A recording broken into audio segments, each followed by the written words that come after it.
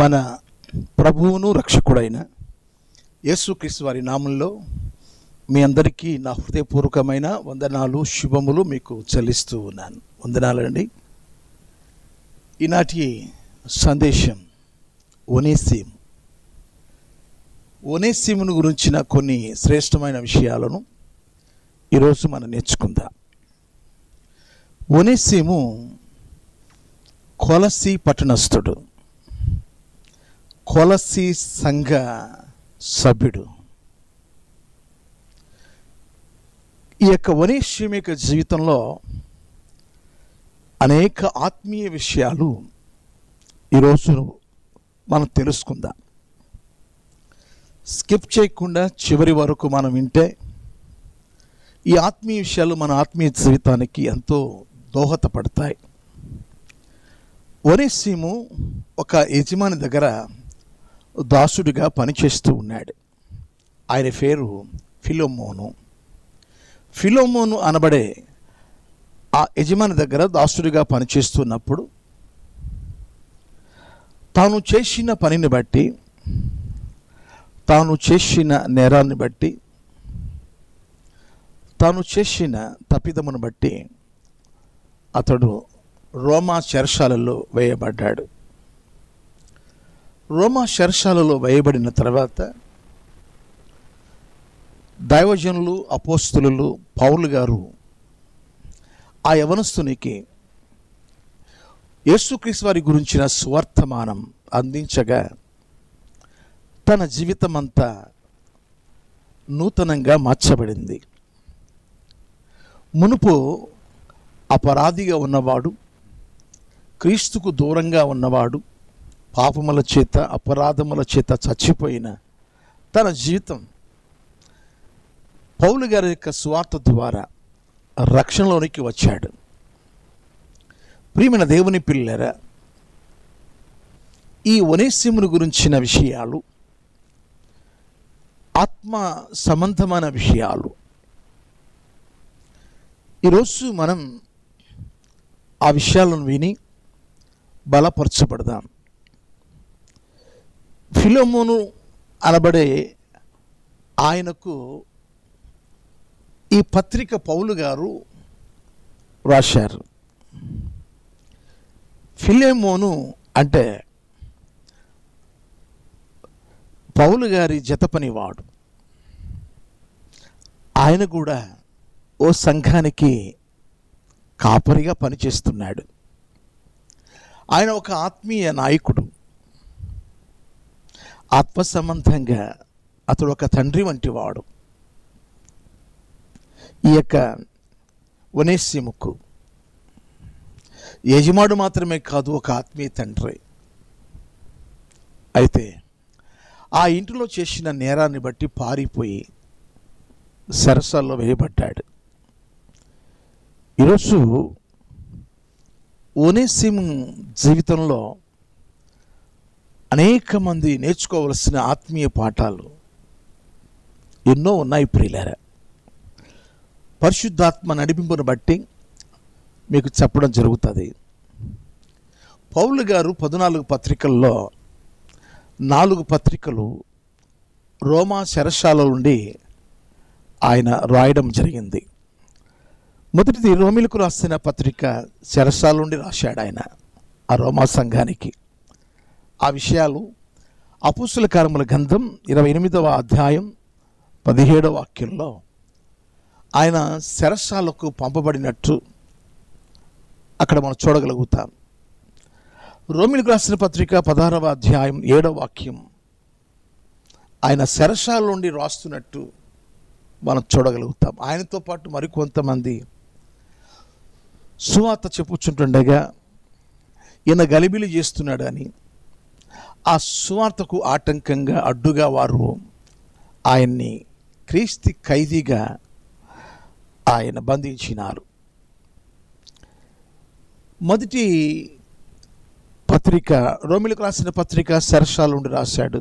రెండవ పత్రిక ఎఫెసీయులకు రాసిన పత్రిక కూడా చెరసాల నుండి పౌలు గారు రాశారు.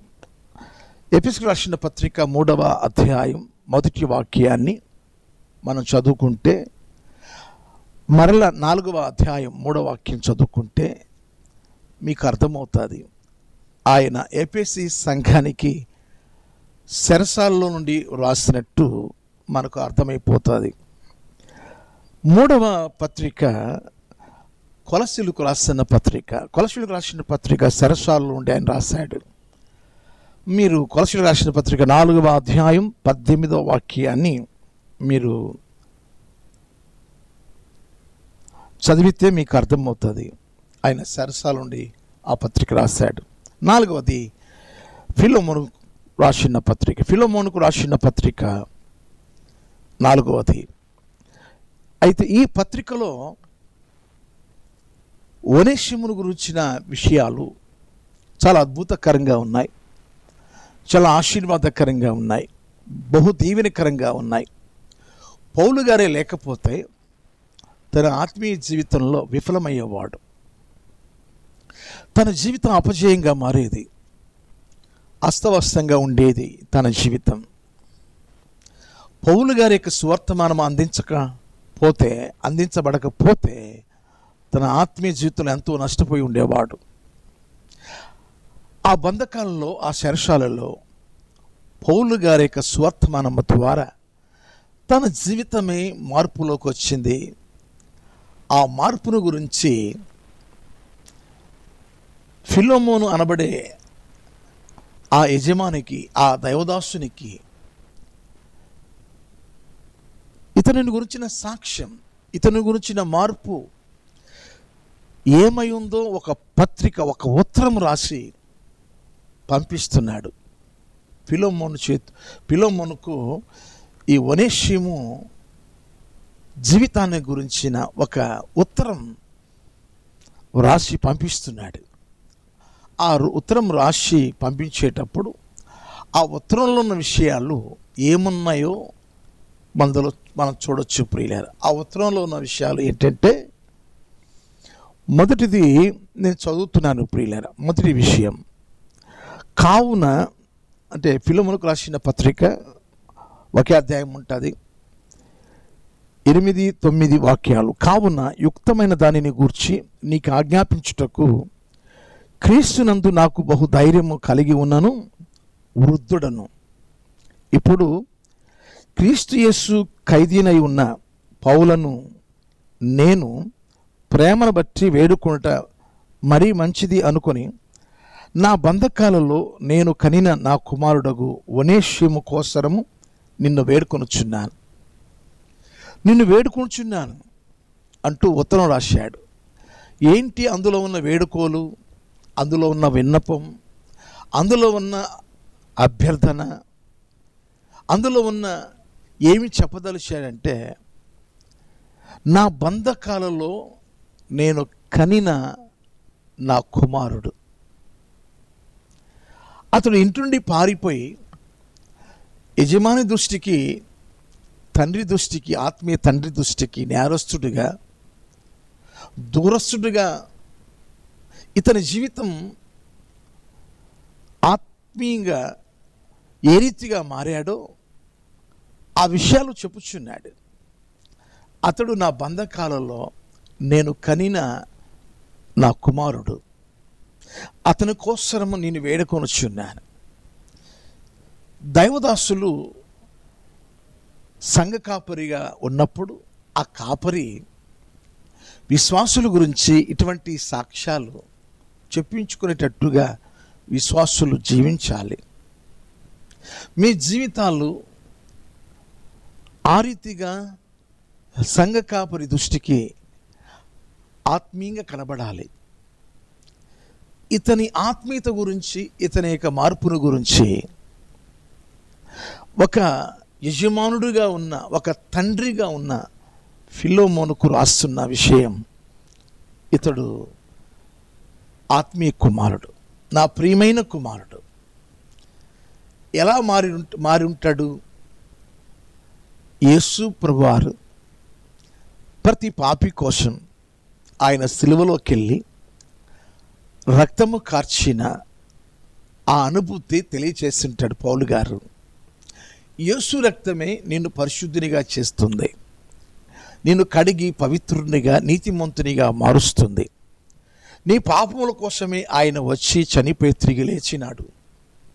నీ నోటితో పాపిని అని ఒప్పుకుంటే, నా కోసమే నా ప్రభు మరణించి తిరిగి లేచాడని ఒప్పుకుంటే నువ్వు రక్షణ పొందుతావు అని సువర్తమానం అతనికి అందించబడింది చెరసాలలో పౌలు గారి ద్వారా.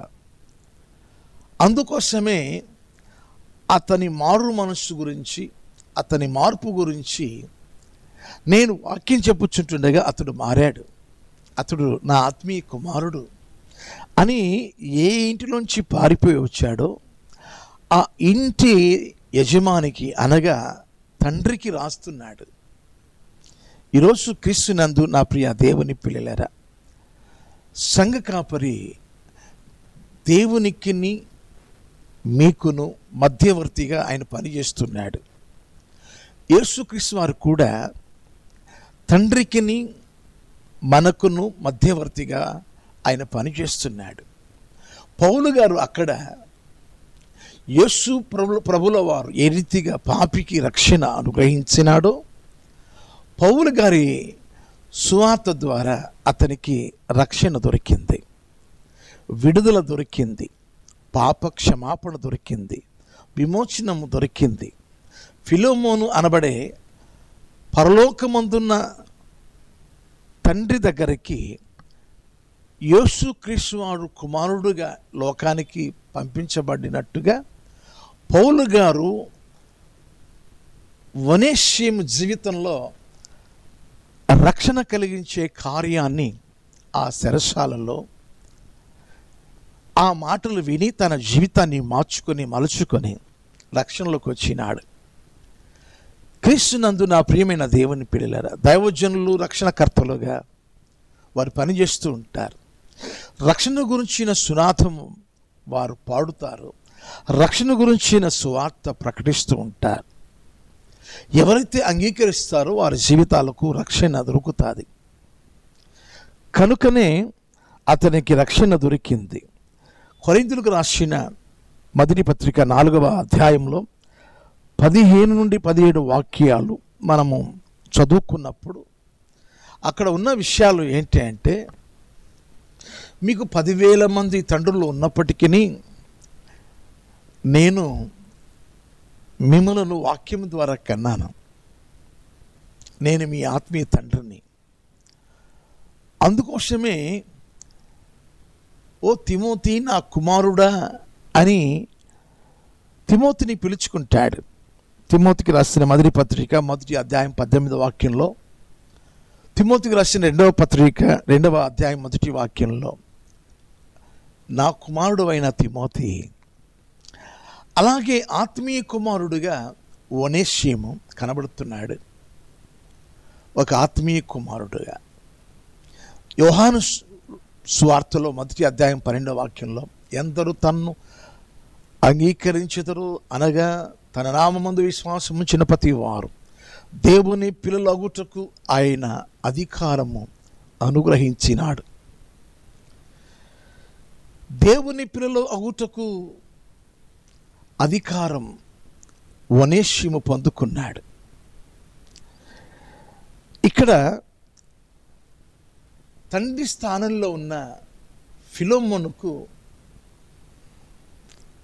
పౌలు గారు చెప్పుచున్న విషయం ఏంటంటే, ఇతడు నా కుమారుడు, తన జీవిత మార్పులోనికి వచ్చింది, నా బంధకాల్లో నేను అతన్ని సువార్త ద్వారా కన్నాను అని సాక్ష్యం ఇస్తున్నాడు. ఆ ఉత్తరంలో చెప్పిన సంగతి అది మొదటిది. రెండవ సంగతి ఏమిటి అంటే, ఫిలోమోనుకు రాసిన పత్రికలో 1వ అధ్యాయంలో 11వ వాక్యాన్ని మనం చదువుకుంటే, అతడు మునుపు నీకు నిష్ప్రయోజనమైన వాడే గాని ఇప్పుడు నీకును నాకును ప్రయోజనకరమైన వాడాయను. ఈరోజు క్రీస్తునందు నా ప్రియమైన దేవుని పిల్లలరా, పనికి రానివాడు పనికి వచ్చేటట్టుగా తయారయ్యాడు. విశ్వాసి ఎప్పుడు కూడా సంఘానికి ప్రయోజనకారిగా ఉండాలి. నాకు తెలిసిన ఐఏఎస్ చదువుకున్న ఒక యవనస్తుడు యూత్ మీటింగ్ ఏర్పాటు చేసుకున్నప్పుడు వేలాది మంది ఆ యవనస్తుల మధ్య ఐఏఎస్ ఆఫీసర్గా పనిచేస్తున్న ఆ యువకుడు, ఆ యవనస్తుడు ఆ యవనస్తుల మధ్య పరిచర్య చేయడానికి తను కోరుకున్నది ఏంటంటే, దైవజనుడా, ఈ యూత్ మీటింగ్లో యవనస్తులు అందరూ వస్తారు కదా, వారందరూ భోజనం చేస్తారు కదా, భోజనం చేసి పడవేస్తే ఆ ఇస్తరులను నేను తీసివేస్తాను, నాకు ఆ పని అప్పగించండి అంటే ప్రయోజనకారిగా, సంఘానికి మేలుకారిగా తయారయ్యాడు. అతడు అందరికీ ప్రయోజనకారిగా మారాడు. తన డబ్బును ఎంతో ఆ యూత్ మీటింగ్లో ఖర్చు పెట్టాడు. తను ఆ సంఘానికి ఎంతో దోహదకారిగా పనిచేస్తున్నాడు. అతడు నెల్లూరులో ఉంటాడు. ఆ యవనస్తుని యొక్క జీవితంలో నేను చూసిన విషయం ఏంటంటే, అతడు సంఘానికి ఎంతో ప్రయోజనకారి. నేటి సంఘాలలో యవనస్తుల జీవితాలు ప్రయోజనకరంగా ఉండాలి. నమ్మకంగా ఉద్యోగం చేస్తున్న యవనస్తులు మీ దశమ భాగములు ఆ సంఘంలోకి మనం తీసుకొచ్చి దైవ సేవకుని చేతిలో ప్రార్థనాపూర్వకంగా పెట్టినప్పుడు ఆ సంఘానికి నువ్వు ప్రయోజనకారిగా మారుతావు. ఆ ధనము ఎంతో ఉపయోగకరంగా ఉంటుంది. సభలు ఏర్పాటు చేసినప్పుడు ఎంతో ఆర్థికంగా ముందుకు రావాలి. యవనస్తులైన వారు ఆర్థికంగా సహకరించేవారు కావాలి. అనేక సంఘాలలో మీటింగ్స్ ఎందుకు జరగట్లేదు అంటే సహకారులు లేకపోవడం చేత. సహకారులుగా ఉంటారు కొంతమంది, కానీ ఆర్థికంగా చేసే సహకారులు లేకపోవడం చేత ఆర్థికంగా సహాయపడాలి. మీరు ప్రయోజనకారులుగా మారినప్పుడు, మీరు ప్రయోజనకారులుగా మీరు సంపాదనలో ఉన్నప్పుడు సంఘానికి రావాల్సిన దశమ భాగములను మనం సమర్పణ చేసుకున్నప్పుడు మీరు ఎంతో ప్రయోజనకారులుగా మీరు ఉంటారు. ఆ కొరతలు, కొదువులు, ఆ మీటింగ్స్ అప్పుడు చర్చిలో కావలసిన అవసరతలు, అక్కర్లు తీర్చే ప్రయోజనకారులుగా మీరు ఉండాలి. అతడు మునుపు నిష్ప్రయోజనమైన వాడే, కానీ ఇప్పుడు నీకును నాకును ప్రయోజనకరమైన వాడాయను. చాలామంది సాక్ష్యాలు నేను వింటూ ఉంటాను. దైవదాసుల బట్టలు ఉతుకుతుంటారు యవనస్తులు. దైవదాసుల యొక్క ఆరోగ్య విషయంలో శ్రద్ధ తీసుకుంటారు. దైవ సేవకుడు అలసిపోయినప్పుడు వారికి పరిచర్య ఎంతో చేస్తూ ఉంటారు. వారి గృహాల్లోకి వెళ్ళి పరిచర్య జరిగిస్తూ ఉంటారు. మందిరానికి వెళ్ళి ముందుగా వెళ్ళి వారు సిద్ధపరుస్తూ ఉంటారు. వారు ఎంతో ప్రయోజనకరంగా ఉంటారు. మునుపు అతడు నిష్ప్రయోజనమైన వాడే, కానీ ఇప్పుడు నీకును నాకును ప్రయోజనకారి. క్రీస్తునందు నా ప్రియమైన దేవుని పిల్లలారా, ఒనేసిము వలె యవనస్తులైన వారు దైవ సేవకుల విషయంలో శ్రద్ధ తీసుకోవాలి. వారు ఏమైనా అవసరత కలిగి ఉంటే నీ పేరు చెప్పుకునేటట్టుగా ఉండాలి. యవనస్తులు మీ పేరు చెప్పుకునేటట్టుగా ఉండాలి. ఏదైనా అవసరమైతే ఫోన్ చేసి నాకు చెప్పండి, ఆ పని చేసి పెడతాను, మీరు ఇబ్బంది పడవద్దు, మేము ఉన్నామండి అని చెప్పే యవనస్తులు సంఘంలో కావాలి. చాలామంది దైవదాసులే సెంటర్కి వెళతారు. వాళ్ళు ఏదో అవసరతల కొరకు వెళ్ళి వస్తూ ఉంటారు. ఆ అవసరతలు మేము తీరుస్తామండి, మాకు చెప్పండి, మేము వెళ్ళి కొనుక్కొస్తాం, మీరు వెళ్ళవద్దు అన్నంతగా మీరు ప్రయోజనకారిగా ఉండాలి. దైవ సేవకునికి, దైవ సేవకునికి కుడిభుజంగా ఉండాలి. నా ఆత్మీయ పిల్లలు నాకున్నారు, ఒక హుందాతనంగా దైవదాసుడు సేవ చేసేటట్టు ఉండాలి. ఈరోజు క్రీస్తునందు నా ప్రియమైన దేవుని పిల్లలారా, ఎంతో కాలం నుండి మందిరానికి వస్తారు, దైవదాసుల దగ్గరికి వెళ్ళరు. ముందుగా వచ్చి దైవదాసుని దగ్గరికి మనం కనబడి ఏమైనా పరిచర్య ఉంటే ఆ పరిచర్య చేసి అందరూ వెళ్ళిపోయిన చివరి వరకు ఉండి ఇంకేమైనా పని ఉందా అని అడిగి మనం తెలుసుకోవాలి. ప్రయోజనకరంగా ఉండాలి. సంఘానికి మనం దైవ సేవకుల చెప్పు చేతుల్లో ఉండాలి. మనం జవదాటకూడదు. ఈరోజు ప్రియ దేవుని పిల్లారా, ఈనాడు గొప్ప గొప్ప సేవలు జరుగుతున్నాయి అంటే ఆ సేవకుని దగ్గర పరిచారకులు, ప్రయోజనకరులు, సహకరించేవారు, సహాయపడేవారు, ఆర్థికంగా పని విషయంలో అన్నిటిలో ప్రయోజనకరులుగా ఉండాలి. కొన్ని విషయాలు మీకు చెప్పాలని నేను ఆశిస్తూ ఉన్నాను. మార్కు సువార్త 8వ అధ్యాయం 36వ వాక్యంలో, ఒకరు సర్వలోకమును సంపాదించుకొని తన ప్రాణం పోగొట్టుకుంటే వానికి వచ్చిన ప్రయోజనమేమి? మన సంపాదన మన ఇంటికి మాత్రమే పరిమితి కాకూడదు. అందులో దేవుని ధనం ఉంది. అనగా ఆ దశమభాగమును మనం తీసుకొచ్చి దేవుని పని కొరకు మనం ఖర్చు పెట్టాలి. ఒకడు సర్వలోకమును సంపాదించుకుని తన ప్రాణం పోగొట్టుకుంటే వానికి వచ్చిన ప్రయోజనం ఏముంది? చాలామంది జీవితాల్లో మేము చూస్తుంటాం ప్రియులారా, వారు సంపాదించుకుంటారు, చివరికి వారు అనుభవించకుండగానే వారు చనిపోతారు. వారు పోయేటప్పుడు ఏమీ అనుభవించలేరు. ఓ తల్లిగారు ఇలా బాధపడుతుంది, ఒక్కొక్కరికి 2 కోట్లు ఇచ్చామండి, 4 కొడుకులు ఉంటే 4 రెండ్లు 8 కోట్లు ఇచ్చామండి. కోట్లు పంచిన ఆ తల్లి వారికి ముద్ద పెట్టడానికి వారికి మనసు లేదు. వారికి దూరంగా ఉండి ఆమె వృద్ధాశ్రమంలో ఆమె ఉంది. ఈరోజు ప్రియ దేవుని పిల్లరా, తల్లిదండ్రులకు మనం ప్రయోజనకరంగా ఉండాలి. సంఘ కాపురులకు మనం ప్రయోజనకరంగా ఉండాలి. గ్రామానికి ప్రయోజనకరంగా ఉండాలి. చాలామంది దీనులు ఉంటారు, దరిద్రులు ఉంటారు, చదువులు ఆగిపోయి ఉంటాయి, వారికి సహకారంగా ఉండాలి. ఎవరైనా లేని పరిస్థితుల్లో ఉంటే సాధ్యమైనంత వరకు చేతులు చాచాలి. హాస్పిటల్ వెళ్ళలేక మంచం బట్టి ఉంటారు, రుగ్మతల చేత వారికి హాస్పిటల్కి వెళ్ళి వారిని చూపించగలిగిన ఆ స్తోమత వారికి లేక మంచం బట్టి ఉన్న అటువంటి వారిని మనం ఆదుకోవాలి. కనుక ఈరోజు క్రీస్తునందు ప్రియ దేవుని పిల్లారా, మునుపు నిష్ప్రయోజనమైన వాడే ఇప్పుడు నీకును నాకును ప్రయోజనకారి. అటువంటి సాక్ష్యం మనం కలిగి ఉండాలి ప్రియులారా.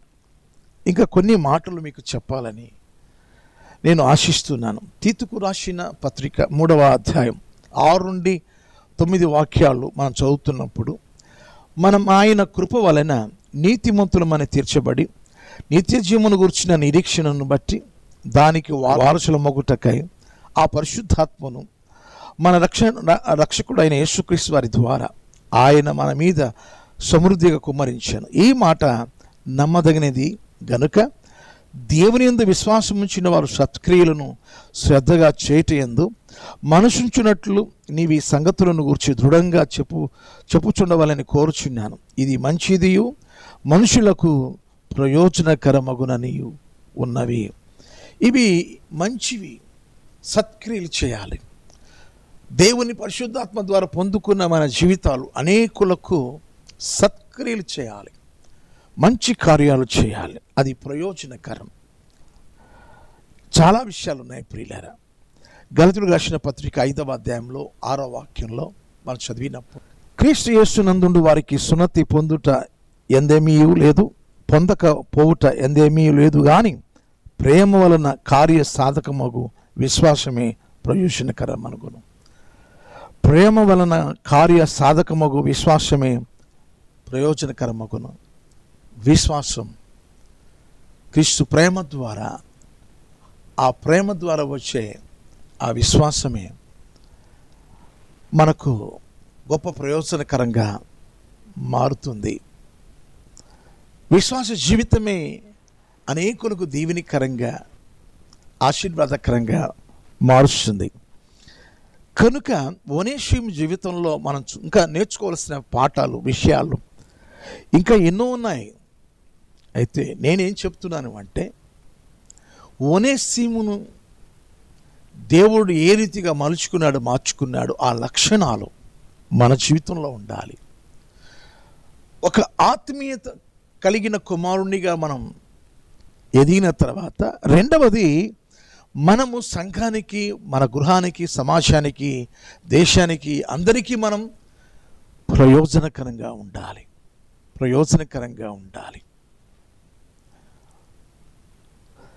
తర్వాత ఒనేషిము జీవితంలో జరిగిన అనేక సంగతులు మనం వింటూ ఉన్నాం ప్రియులారా. చూడండి, ఫిలోమోనుకు రాసిన పత్రిక 1వ అధ్యాయంలో 3వ వాక్యం నేను చదువుతూ ఉన్నాను.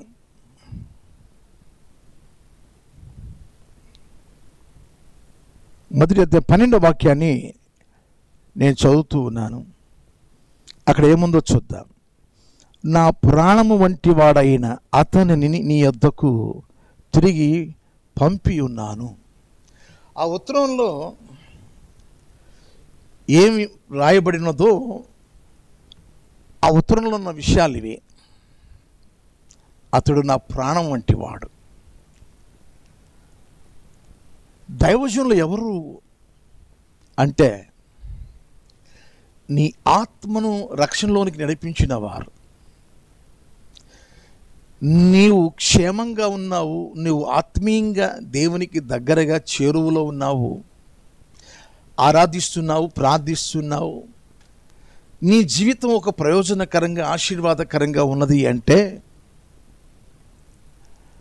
నా ఆత్మీయ తండ్రియే కదా, నా ఆత్మీయ దైవదాసుడు కదా అని ఆ దైవదాసుని వదిలిపెట్టకూడదు. ఆ దైవదాసుని దగ్గరే ఖాళీగా ఉన్న సమయంలో దైవదాసుల దగ్గరికి వెళ్ళి వారి పరిచర్య వివరాలు తెలుసుకొని సాధ్యమైనంత వరకు వారికి మనం మేలుకరిగా, ఉపకారిగా మనం ఉండాలి. అతడు నా ప్రాణం వంటి వాడు అంటే తనకు ఎంత సహకారిగా ఉన్నాడో అర్థమైపోతుంది. చూడండి, నేను లేకుండా ఉండలేనండి నా కుమారుడు అన్న మాట ఎలా వస్తుంది అంటే, తన యొక్క ఆరోగ్య విషయంలో శ్రద్ధ తీసుకుంటేనే. పౌలు గారి ఆరోగ్య విషయంలో శ్రద్ధ తీసుకున్నాడు. తన యొక్క కాలకృత్య విషయాలలో, కృత్యములలో, తన యొక్క పనులలో అతడు సహకారిగా ఉన్నాడు. తన దినచర్యలో అతడు సహకారిగా ఉంటున్నాడు. ఆర్థికంగా, ఆరోగ్యపరంగా అండగా ఉన్నాడు. ఆత్మీయ పిల్లలు అలా ఉండాలండి. వారి దగ్గర మనం వాక్యం విని మార్పులోనికి వచ్చాం, బాప్తిజం తీసుకున్నాం, ప్రభు బలలో పాలుమూలు పొందుతున్నాం. మరి ప్రాణంలా ప్రేమించాలి దైవ సేవకుని, సంఘ కాపరిని, నీ ఆత్మీయ తండ్రిని అలా ప్రేమించాలి.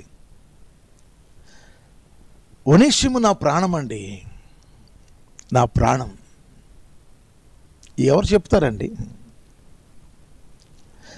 నా కోసం అవసరమైతే ప్రాణమైన ఇస్తాడండి.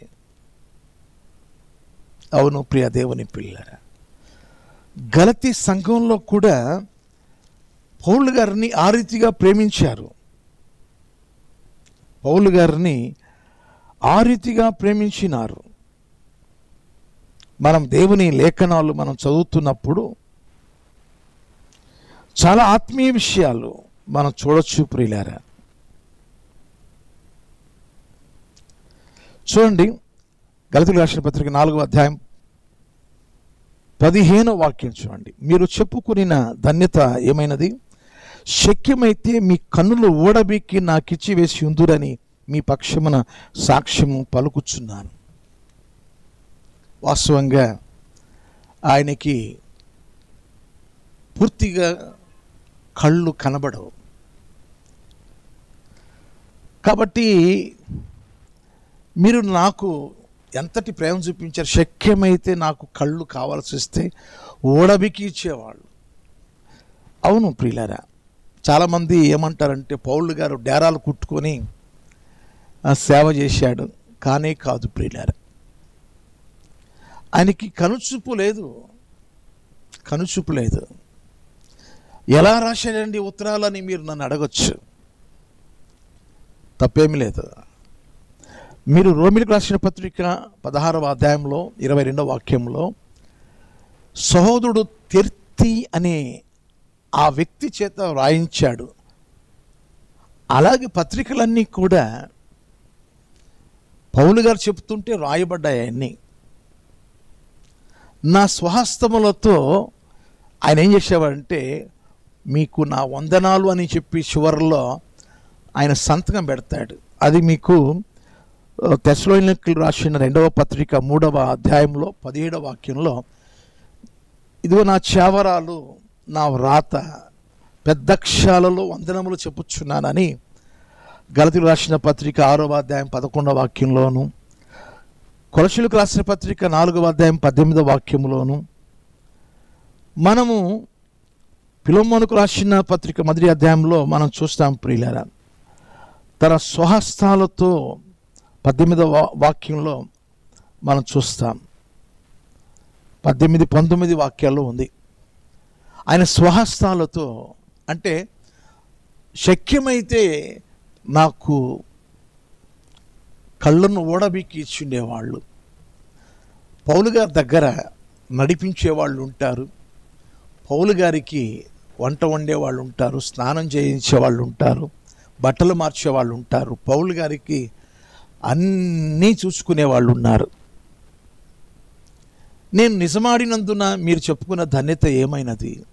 నేను మీకు శత్రునయ్యానా అని బాధపడుతూ ఆ సందర్భంలో రాయబడిన విషయాలు. అంతగా వారు ప్రేమించారు ప్రియులారా పౌలు గారిని. ఇంకా మీకు నేను చెప్పాలి అంటే ఎంతగా ప్రేమించారు అంటే, గలతీయులకు రాసిన పత్రిక 4వ అధ్యాయం 14వ వాక్యంలో, అప్పుడు నా శరీరంలో మీకు శోధనగా ఉండిన దానిని బట్టి నన్ను మీరు తృణీకరింపలేదు, నిరాకరింపనైనను లేదు, కానీ దేవుని దూతను వలెను క్రీస్తు యేసుని వలెను నన్ను అంగీకరించితిరి. చూశారా, ఆ గలతీ సంఘంలో ఎంతగా ప్రాణంగా చూసుకున్నారు పౌలు గారిని అంటే, యేసయ్య అని పౌలు గారిని ఉదహరించారు. పౌలు గారిని దేవదూత అని ఉదహరించినారు. ఈరోజు నీ సేవకుని గురించి ఆ రీతిగా ప్రేమను అందించగలుగుచున్నావా? నా ప్రియమైన రక్షణ పొందిన యవనస్తులు, మీ దైవదాసుని ఆ రీతిగా మీరు చూచుకోండి. మీ ఆత్మీయ తండ్రిని ఆ రీతిగా కనురెప్పవాలే కాపాడుకోండి. ఆయన ఏ అవస్థలో ఉన్నాడు, ఏ పరిస్థితుల్లో ఉన్నాడు, ఏ ఇబ్బందులో ఉన్నాడు తెలుసుకోండి ప్రియులారా, తెలుసుకోవాలి. రోమిలకు రాసిన పత్రిక 16వ అధ్యాయం 13, 14 వాక్యాల్లో పౌలు గారితో జత పని వారైన అకుల్లా, ప్రిస్కిల్లా అనే భార్యాభర్తలు, వారి గురించి పౌలు గారు చెప్పిన మాట, వారు నా కొరకు తమ ప్రాణములను తెగించారు. ఆహా, ప్రాణానికి ప్రాణం. దైవజనుడు ప్రాణానికి ప్రాణంగా మనం భావించాలి. ఆయనకి ఏమైనా బాధ కలిగితే నాకు కలిగింది ఈ బాధ అని తలంచాలి. ఆయన ఏదైనా ఇబ్బంది పడుతున్నప్పుడు ఆ ఇబ్బంది నాదే అని తలంచాలి. దైవదాసుని గురించిన ఆ తపన, ఆ ఆశ మీకు ఉండాలి. మంచిది ప్రియులరా. మాటి మాటికి పౌలు గారి దగ్గరికి వెళ్ళి అక్కరలు తీర్చేవారు ఆయన పిల్లలు, ఆత్మీయ పిల్లలు. ఒనేసిము అలాంటి వాడు. ఒనేసిము నా ప్రాణం, ఒనేసిము నా ప్రాణం. మీకు 3 విషయాలు చెప్పాను. నాలుగో విషయం 13వ వాక్యంలో, నేను సువార్త కొరకు బంధకములో ఉండగా నీకు ప్రతిగా అతడు నాకు పరిచారము చేయు నిమిత్తం నా యొద్ద అతన్ని ఉంచుకున్నవలని ఉంటిని. పరిచారం చేసేవాడుగా ఉన్నాడట. అతడు పరిచారకుడుగా ఒనేసిము పౌలు గారికి పరిచర్య చేసేవాడుగా కనబడుతున్నాడు. పరిచర్య చేసే అనుభూతులు అక్కడ కనబడుతున్నాడు. ఈరోజు ఒక కార్యక్రమం సంఘంలో తలపెట్టినప్పుడు మనం పనిచేసే వారంగా ఉండాలి. ఎవరు పని చేస్తే ఆ పని ప్రతిఫలం మనము అనుభవించడం కాదు, మనమే పనిచేసే వారంగా ఉండాలి. వంట పని అయినా, గ్రౌండ్ క్లీనింగ్ అయినా, మందిరం క్లీనింగ్ అయినా, దైవదాసులు ఏ పని చెప్తే ఆ పని చేయడానికి సిద్ధంగా ఉండాలి. మత్తయి సువార్త 23వ అధ్యాయం 11వ వాక్యంలో, మీలో గొప్పవాడుగా ఉండాలి అంటే పరిచారకుడుగా ఉండాలి. ఈ పరిచర్య అనేది మీకు ఒక మాటలో చెప్పాలి అంటే, తిమోతికి రాసిన మొదటి పత్రిక 3వ అధ్యాయం 13వ వాక్యంలో, అది గొప్ప పని అంటే అది మంచి పదవి. చాలామంది chairman, treasurer, vice chairman, secretary ఇలాంటి పదవులు ఆశిస్తారు. పరిచర్య చేసే పదవి ఆశించరు. ఐఏఎస్ ఆఫీసర్ మొదటిగా చెప్పాను కదా, నెల్లూరు ఐఏఎస్ ఆఫీసర్ ఆ పరిచర్య చేసే ఆ పనిని ఎన్నిక చేసుకొని పరిచర్య చేసుకొని ఈనాడు ధన్యుడిగా జీవిస్తున్నాడు. పనికి మనము ముందుండాలి ప్రియులారా. భోజనానికి మనం వెనకుండాలి. కొంతమంది భోజనానికి ముందుంటారు, పనికి వెనకుంటారు. అది నానుడి. తినడానికి ముందుండాలట, పనికి వెనకుండాలట. అది నానుడి. లోకంలో చాలామంది పనిచేయరు. ఓవర్ ఫ్లోటింగ్ లాగా మనుషులు మాట్లాడుతుంటారు. పని లేనివాడు మాటలు ఎక్కువ, చాలా ఎక్కువగా మాట్లాడుతూ ఉంటారు. ఇదేంటి సరిగా లేదు, అదేంటి సరిలేదు, ఇలా చేస్తే బాగుండేది, అలా చేస్తే బాగుండేది అని వాళ్ళు ఏదో సలహాలు ఇస్తున్నట్టుగా మాట్లాడుతూ ఉంటారు. వాళ్ళు ఒక్క పని కూడా చేయరు. ఈరోజు క్రీస్తునందు నా ప్రియమైన దేవుని పిల్లలారా, అసలు పరలోక రాజ్యానికి మనం వెళ్ళాలి అంటే ప్రకటన గ్రంథంలో ఒక వాక్యాన్ని మీకు నేను చదివి వినిపించాలి ప్రియులారా. అది ఏమిటి అంటే, ప్రకటన గ్రంథం 20వ అధ్యాయం 15వ వాక్యం, ఎవని పేరైనను జీవగ్రంథమందు రాయబడినట్టు కనబడని ఎడల వాడు అగ్నిగుండములో పడవేయబడెను. జీవగ్రంథమందు ఎవరి పేరు ఉండదో వాడు అగ్నిగుండంలోకి పడవేయబడతాడని ఉంది. జీవగ్రంథంలో మన పేరు ఉండాలంటే ఏం చేయాలి చూస్తాం ప్రియులారా. ఒకసారి ఫిలిప్పీయులకు రాసిన పత్రిక 4వ అధ్యాయం 3వ వాక్యాన్ని నేను చదువుతున్నా. అవును, నిజమైన సహకారి ఆ స్త్రీలు క్లెమెంతుతోనూ నా ఇతర సహకారులతోనూ సువార్త పనిలో నాతో కూడా ప్రయాసపడిన వారు గనుక వారికి సహాయం చేయమని నిన్ను వేడుకొనుచున్నాను. ఆ సహకారుల పేర్లు జీవగ్రంథమందు రాయబడి ఉన్నవి. పని చేస్తేనే పరలోకం, పరిచర్య చేస్తేనే పరలోకం. పరలోకానికి వెళ్ళేది ఎవరయ్యా అంటే పరిచర్య చేసేవారు మాత్రమే వెళతారు. అందుకని ప్రభువుల వారు ముందుగా వచ్చి ఆయన పరిచర్య చేశాడు ప్రియులారా. మత్తయి సువార్త 20వ అధ్యాయంలో 28వ వాక్యంలో, నేను పరిచారం చేయించుకున్నట్టుకు రాలేదు, పరిచారం చేయుటకు వచ్చి తిని. పరిచర్య చేయడం అంటే పని చేయడం, సహాయపడడం అనేది యేసు ప్రభువు వారు మనకు మాదిరి ఉంచిపోయాడు. జీవగ్రంథంలో ఎవరైతే పరిచర్య చేస్తారో వారి పేర్లు మాత్రమే రాయబడతాయి. అంటే పనిచేసేవారి పరలోకానికి చేరుకుంటారు. ఈరోజు ప్రియ దేవుని పిల్లల పరిచారకుడుగా నీ జీవితంలో నీ ఉండాలి.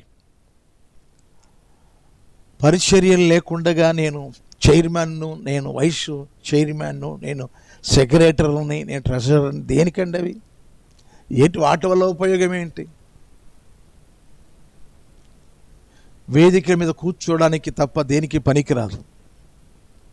పరలోకానికి మనం వెళ్ళాలి అంటే మనము పని చేసేవారంగా ఉండాలి. పెత్తనం చేసేవారుగా ఉండకూడదు. మనం పని చేసేవారంగా ఉండాలి.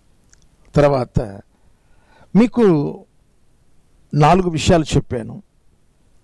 ఆత్మీయ కుమారుడుగా ఒనేసిము మారాడు, ప్రయోజనకరుడుగా ఒనేసిము మారాడు, దైవ సేవకునికి ప్రాణం వంటి వాడుగా మారాడు, పరిచర్యలో ఒనేసిము పరిచారకుడుగా మారిపోయాడు. చివరిది 5వది ఫిలెమోనుకు రాసిన పత్రికలో 15-16 వాక్యాలు. అతడిక మీదట దాసుడిగా ఉండక దాసుని కంటే ఎక్కువ వాడుగాను, ప్రియ సహోదరుడుగాను, విశేషముగా నాకును శరీరమును ప్రభు విషయమును మరి విశేషముగా నీకును ప్రియ సహోదరుడుగాను నీ వద్ద ఎల్లప్పుడూ ఉండుటకే కాబోలు అతడు కొద్ది కాలం నిన్ను ఎడబాసి ఉండెను. ఎడబాయడము అది మేలే, అతడు శరశాలకు రావడం మేలే. కారణం ఏంటంటే ఇతడు ఇక నీకు దాసుడు కాడు, ఒక విశేషంగా నీకు ప్రియమైన సహోదరుడు, నీకును నాకును సహోదరుడు. క్రీస్తు శరీరము అనబడిన ఆయన సంఘంలో ప్రియమైన సహోదరులుగా జీవించడం ఎంత భాగ్యమో. నేను ముగిస్తున్నాను ప్రియులారా. ఒనేసిము తన జీవితం ఎంతగా మారిందో పౌలు గారు ఉత్తరంలో వ్రాసి చేర్చుకోమంటున్నాడు. అతనిని నువ్వు చేర్చుకో. అతడు ఏమైనా నీకు నష్టం కలిగించి ఉంటే, ఏదైనా రుణపడి ఉంటే నా లెక్కలో చేర్చు. అతన్ని క్షమించుకొని తిరిగి చేర్చుకో. ఫిలెమోను పరలోకమందున్న తండ్రికి సూచనగా ఉన్నాడు. పౌలు గారు యేసు ప్రభుల వారికి సూచనగా ఉన్నాడు. పరిశుద్ధాత్మ ద్వారా ఆ ఉత్తరము ద్వారా తను తండ్రికి దూరమైనట్టు ఇప్పుడు రక్షణ పొంది పరిశుద్ధాత్మ ద్వారా ఆ ఉత్తరము ద్వారా ఆ వాక్యము ద్వారా తండ్రి ఇంటికి చేరుకున్నాడు. తండ్రి ఇంటికి చేరుకున్నాడు. పరలోక రాజ్యానికి చేరుకోవడానికి పరలోకమందున్న తండ్రి ద్వారా యేసుక్రీస్తు వారు మనందరికీ లోకరక్షకుడుగా వచ్చి తండ్రికి దూరమైన మన జీవితాలను సమీపస్తులుగా చేయడానికి తూర్పు నుండి పడమటికి ఎంతగా మన అపరాధములు ఆయన ఎడము చేశాడో ఆ ప్రభుల వారి ప్రాణత్యాగము పునరుద్ధానము ద్వారా పరిశుద్ధాత్మ అనబడిన ఆ ఉత్తరం అనగా ఈ బైబిల్, ఈ పరిశుద్ధాత్మ ద్వారా ఈనాడు సంఘములో చేర్చబడడానికి, కనుమూస్తే పరలోకానికి చేరడానికి, మునుపటి జీవితం పాపముతో ఉన్న జీవితం ఇప్పుడైతే ఒనేసిము యొక్క 5 లక్షణాలు కలిగిన జీవితం అది మనకు కూడా వర్తిస్తుంది. ప్రియులారా, ఒక విశ్వాసి జీవితం ఎలా ఉండాలో అనేది ఆ 4 విషయాలు. ఆత్మీయ కుమారులుగాను, ప్రయోజనకరులుగాను, ప్రాణం వంటి వారుగాను, పరిచారం చేసే పరిచారకులుగాను, ప్రియ సహోదరులుగా జీవించే జీవితాన్ని ఈ ఫిలెమోను రాసిన పత్రికలో దేవుడు మనతో మాట్లాడినాడు. పరిశుద్ధాత్మ ద్వారా మాట్లాడించిన ఈ మాటలను బట్టి ఆ ప్రభువుకి మహిమ కలుగును గాక. May God bless you. మెండారు దేవుడు మిమ్మల్ని దీవించును గాక. మీకు నా వందనాలు. May God bless you. వందనాలు.